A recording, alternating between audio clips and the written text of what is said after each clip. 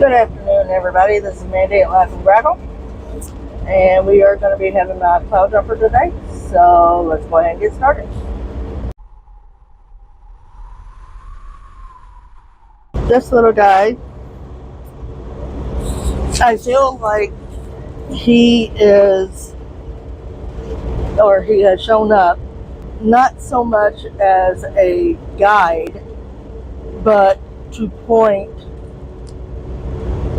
ourselves going inward. This right here behind him, that is considered a mirror, which means we need to look into ourselves. And whenever we do that, we need to really look at the things that are going on inside. And it's trying to tell us we need to look at our inner environment. If you notice in this one, it's wide open. That means that we're open to, whatever comes to us. So that's a good thing. And it's not necessarily that, we think of ourselves as being beautiful, but it's considered contentment. We have a beautiful personalities. The way we do things, the way we look at things, the way that we, work within ourselves, basically.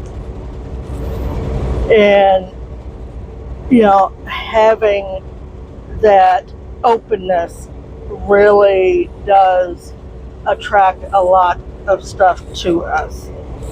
This one is our outer environment. And, the doors, they're not trying to open. They're actually closing up, which isn't a good sign. This is,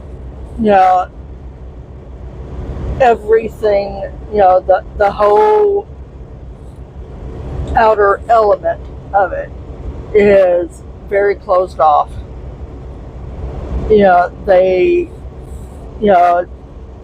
It's compartmentalized.